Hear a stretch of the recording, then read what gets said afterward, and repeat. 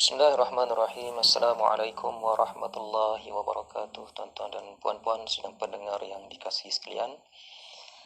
Alhamdulillah, bertemu lagi kita dalam slot bicara ilmu pada pagi ini. Dan untuk hari ini kita merupakan hari yang istimewa bagi kita warga pendidik, kerana hari ini merupakan hari pertama kita akan memulakan sesi persekolahan kita setelah hampir 3 bulan kita berehat, kita berada dalam perintah kawalan pergerakan. Dan pada hari ini kita akan kembali kepada tugas rutin kita sebelum ini. Dan sudah semestinya kita sebagai warga pendidik, kita sebagai pentadbir dan juga semua warga sekolah merindui kedatangan pelajar-pelajar kita. Begitu juga para pelajar, mereka juga merindui suasana persekolahan yang telah hampir 3 bulan mereka tinggalkan. Jadi tuan-tuan dan puan-puan,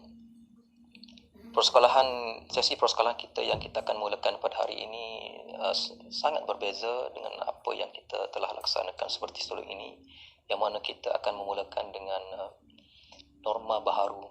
Jadi apabila kita memulakan sesi persekolahan dengan norma baharu ini, maka ia akan menuntut sedikit pengorbanan dan juga mungkin sedikit perubahan-perubahan yang perlu kita laksanakan bagi kita mewujudkan satu suasana yang lebih kondusif dan keadaan yang lebih selamat. Jadi perubahan-perubahan apa yang telah kita laksanakan sebagai persediaan untuk kita buka sekolah pada hari ini. Jadi mungkin para pelajar yang akan datang ke sekolah pada hari ini, mereka akan mengalami sedikit kejutan melihat apa yang mereka terima di sekolah dari segi pergerakan-pergerakan yang dikawal dan juga suasana-suasana yang mungkin mereka tak pernah tengok sebelum ini. Dari segi suasana di dalam kelas, dari segi suasana di kantin. Jadi itu merupakan perubahan-perubahan yang sebelum ini tak pernah berlaku. Jadi pada hari ini sedikit berbeza lah. Jadi tuan-tuan dan puan-puan, bila perubahan-perubahan ini berlaku, maka ia akan menuntut kepada adaptasi sejauh mana penerimaan diri para pelajar tersebut. Ini dinamakan sebagai dinamakan sebagai coping skill. Jadi bagaimana setiap orang itu dia bila berlaku perubahan dalam kehidupan mereka, macam mana mereka berinteraksi dengan perubahan itu atau mereka mengadaptasi diri mereka kepada perubahan itu, dan bagaimana mereka menerima perubahan itu. Itu dinamakan sebagai coping skill. Jadi coping skill ni dia setiap orang itu berbeza-beza. Ada pelajar, ada orang yang dia mudah menerima perubahan, namun ada orang yang sukar untuk menerima perubahan, dan ada orang yang lambat menerima perubahan. Baik, itu adalah bergantung kepada tahap sejauh mana coping skill yang ada pada diri masing-masing. Jadi tuan-tuan dan puan-puan, coping skill ni dia boleh diperkukuhkan. Boleh diperkukuhkan dengan bagaimana cara kita menerapkan dengan kaedah-kaedah yang tertentu. Jadi sebagai para guru di sekolah nanti, pada hari ini dan juga hari-hari yang akan datang ini, sepanjang kita memulakan sesi persekolahan ini, maka kita sebagai guru di sekolah, kita cubalah untuk kita memperkukuhkan coping skill yang ada dalam diri pelajar itu. Jadi bermula pada hari ini, kita boleh tengok macam mana, kita boleh observe perkembangan para pelajar kita, macam mana mereka mengadaptasi perubahan-perubahan yang berlaku dalam persekitaran mereka itu, dan mereka observe dengan diri mereka. Jadi tuan-tuan dan puan-puan, macam mana cara kita nak mengukuhkan dari segi coping skill para pelajar kita ini? Baik, yang penting sekali ialah tuan-tuan, untuk kita memperkukuhkan coping skill para pelajar ni ialah pertama ialah kita kena memperbetulkan dari segi mindset dulu lah. Maksudnya kita kena pergi kepada pemikiran dulu. Macam mana kita nak perbetulkan pemikiran supaya pemikiran ini dapat dijajarkan dengan apa perubahan-perubahan yang sedang berlaku. Baik, macam mana cara kita nak memperbetulkan mind setting ini? Baik, yang pertama sekali untuk kita perbetulkan mind setting ini ialah pertama ialah kita kena mengolah pemikiran tu dulu. Kita kena olah pemikiran para pelajar ni dulu. Macam mana cara? Melalui kita menggunakan kaedah kita bertanya. Kita bertanya kepada para pelajar. Okay, sebab apa? Sebabnya ialah pemikiran-pemikiran. Mungkin kita tengok bila pelajar ni, kita tengok kenapa berlaku begini, kenapa kena buat macam ni. Itu persoalan-persoalan yang akan timbul dalam pemikiran pelajar bila mereka masuk ke sekolah ni. Jadi kita kena mengolah pemikiran dulu supaya mereka ini berfikir secara positif. Baik, sebab apa? Sebab setiap orang itu dia akan ada negative thought, dia akan ada positive thought. Iaitu pemikiran yang positif, pemikiran yang negatif. Jadi yang pemikiran yang negatif inilah yang perlu kita ubah kepada pemikiran yang positif. So bagaimana caranya kita nak ubah pemikiran yang negatif ini kepada pemikiran yang positif? Baik. Di sini saya ingin kongsikan ialah yang pertama ialah kita dengan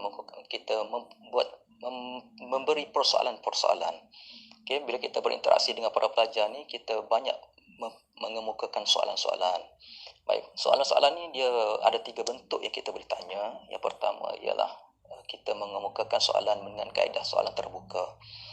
Soalan terbuka ni adalah soalan-soalan yang mana kita nak tengok pelajar ini menjelaskan ataupun kita tengok soalan yang berbentuk lebih kepada pelajar memberikan jawapan yang panjang, jawapan yang rasional, jawapan yang menjelaskan situasi-situasi semasa. Okay, contoh yang paling mudah soalan terbuka ni ialah contohnya apa yang para pelajar faham tentang COVID-19. Contoh jadi dia ceritakanlah apa yang dia faham tentang COVID-19. Okay. Itu soalan terbuka. Soalan terbuka ni ialah untuk dia memperincikan, untuk menjelaskan. Soalan yang berbentuk penjelasan. Baik, kemudian kaedah yang kedua ialah untuk kita memperbetulkan dari segi pemikiran-pemikiran ni ialah kita menggunakan soalan-soalan yang tertutup. Soalan yang tertutup ni ialah dari segi dia akan memerlukan para pelajar ni memberikan pelajar penjelasan dari segi jawapan-jawapan yang lebih kepada singkat ataupun ringkas. Contohnya berapa bilangan jangkitan COVID yang berlaku di negara kita, contoh. Ya. Maknanya kata bilangan itu berapa, apa perbezaan dia, berapa statistik dia, adakah dia memberi kesan yang sangat mendalam kepada negara kita. Ya, okay, contohlah itu ialah dari segi soalan-soalan yang berbentuk tertutup.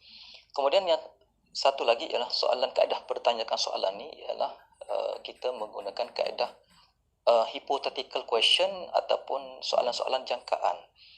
Okey, contohnya soalannya ialah andai kata negara kita ini, ramai rakyat negara kita ini yang dijangkiti COVID-19, apa akan terjadi kepada negara kita? Itu ialah soalan-soalan dipanggil hipotetikal, iaitu soalan-soalan yang berbentuk jangkaan-jangkaan. Okay, ataupun soalan-soalan yang contoh lagi soalan hipotetikal ni ialah andai kata negara kita ini tidak melaksanakan perintah kawalan pergerakan, contoh, apa yang akan berlaku? Itu ialah dinamakan sebagai soalan jangkaan, hipotetikal. Ini adalah untuk kita membayangkan. Okay? Baik, soalan-soalan ini sebenarnya adalah untuk mencabar para pelajar, untuk mereka berfikir, merangsang mereka berfikir dengan apa yang situasi yang berlaku dan apa yang akan memberikan efek kepada kehidupan kita lah, kehidupan seharian kita. Baik, so di situ bila kita bertanyakan soalan-soalan yang berbentuk begitu, maka ia akan merangsanglah pemikiran mereka dan mereka akan boleh berfikir secara rasional. Okay? Baik, yang keduanya ialah bagaimana cara kita nak membuat mind setting kepada para pelajar ni. Kita juga boleh menggunakan kaedah informed consent ataupun dinamakan sebagai persetujuan termaklum. Baik, persetujuan termaklum ni ialah apabila kita berjumpa dengan para pelajar, apabila kita nak memulakan proses PMP ni ialah kita menerangkan kepada pelajar, dengan situasi yang berlaku pada hari ini, maka pihak sekolah telah merancang melaksanakan perancangan-perancangannya begini, dari segi pembelajarannya di awalnya begini. Kemudian dari segi proses PMP-nya akan berlangsung begini. Cikgu menerangkan dari segi perancangan juga plan-plan yang kita akan buat sehinggalah mereka akan tamat sesi persekolahan sehinggalah akhir tahun nanti. Dan khususnya kepada para pelajar SPM dan juga STPM nanti, mereka juga perlu diberikan satu penjelasan bagaimana cara mereka untuk menghadapi SPM nanti. Apa perancangan-perancangan cikgu akan buat. Ini adalah merupakan informed consent supaya mereka akan bersedia. Dinamakan sebagai mind setting. Penting sangat pada mind setting para pelajar untuk mereka bersedia untuk menempuhi keadaan-keadaan inilah. Baik. Kemudian yang ketiga, tuan-tuan dan puan-puan, mungkin yang terakhirlah untuk sesi pada hari ini. Bagaimana cara kita nak mindset para pelajar ni ialah dengan cara kita menggunakan penceritaan. Okay, kita bercerita. Baik, cerita ni ialah penceritaan yang orang kata berkaitan dengan situasi-situasi yang berlaku. Okay, contoh cerita ni mungkin daripada diri kita sendiri, mungkin kita ada pengalaman, mungkin pengalaman dari segi ataupun rakan-rakan kita yang ada pengalaman bagaimana mereka menghadapi situasi-situasi yang orang kata berkaitan dengan COVID-19 itu tadilah. Okay, ataupun mungkin cerita-cerita bagaimana mungkin kita boleh congkil daripada para pelajar sendiri, bagaimana mungkin ada di kalangan keluarga mereka ataupun dari kalangan sahabat-sahabat mereka yang mungkin ada yang pernah dijangkiti ataupun yang pernah mengalami situasi yang bagaimana situasi-situasi yang berkaitan dengan COVID-19 itu. Maka cerita-cerita itu boleh dikongsikan dalam sesi-sesi PDP dan sebagainya lah, ataupun di mana-mana ruang yang ada di sesi pembelajaran itu. Baik, cerita-cerita ini sebenarnya dia akan boleh merangsang dari segi pemikiran. Baik, sebab apa? Sebabnya cerita-cerita ni dia sebenarnya banyak mempengaruhi kehidupan kita. Baik, saya tertarik dengan seorang ahli psikologi sosial yang bernama David McClelland. Yang mana David McClelland ni dia pernah mengkaji tentang kaitan cerita dengan mental ataupun pemikiran positif. Dan dia kata daripada pemerhatian dan dia kekajian dia menunjukkan bahawa negara-negara dia dikaji peringkat dunia, dia kaji peringkat negara. Dia kata negara-negara yang mempunyai cerita-cerita yang unggul, cerita-cerita yang berkaitan dengan kehebatan, keunggulan sesebuah negara ni, dia akan memberikan rasa bangga terhadap negara tersebut dan menyebabkan rakyat negara itu akan menjadi satu bangsa yang sangat maju pada masa akan datang. Ini dapatan yang dia buat. Maksudnya cerita-cerita positif berkaitan dengan perkembangan negara ni akan memberikan satu rangsangan kepada rakyat untuk mereka membina negara mereka. Jadi kesan cerita ni sangat besar. Jadi begitu juga dengan kita di sekolah. Kalau kita boleh menggunakan teknik penceritaan yang berinspirasi. Contoh katalah pelajar-pelajar yang mungkin ada cerita-cerita yang mana ada pesakit COVID yang sembuh, bagaimana mereka sembuh, bagaimana mereka berjuang, dan bagaimana mereka mengalami cerita-cerita yang kata berkaitan dengan perjuangan lah. Baik, ataupun ceritakan keadaan negara kita, bagaimana ke negara kita ini daripada angka yang besar dan negara kita ini berjaya untuk mengurangkan setiap hari. Ini merupakan satu cerita yang boleh dibanggakan. Baik, ini yang merupakan satu benda yang boleh kita banggakan, yang boleh kita jadikan sebagai satu catatan sejarah kepada para pelajar. Sebab apa? Sebab ini akan memberikan satu motivasi, inner motivation kepada diri pelajar bahawa perjuangan untuk kita menentang gejala ataupun wabak yang sangat hebat ini. Jadi tuan-tuan dan puan, cerita-cerita ini dia satu benda yang boleh membentuk emosi yang positif, dan dia sebenarnya boleh merangsang keberanian kita dan juga kita boleh merangsang kehidupan kita untuk kita membina masa depan kita yang lebih baik. Jadi tuan-tuan dan puan-puan, kita sebagai guru manfaatkanlah masa yang ada, yang kita dapat kembali ke sekolah ini untuk kita membentuk dan kita membimbing para pelajar untuk mereka menjadi seorang insan yang mampu untuk menempuhi kehidupan yang akan datang dengan lebih tabah, dengan lebih baik, dengan lebih cemerlang. InsyaAllah kita sama-sama berdoa. Sekian, wabillahi taufiq wal hidayah. Wassalamualaikum warahmatullahi wabarakatuh.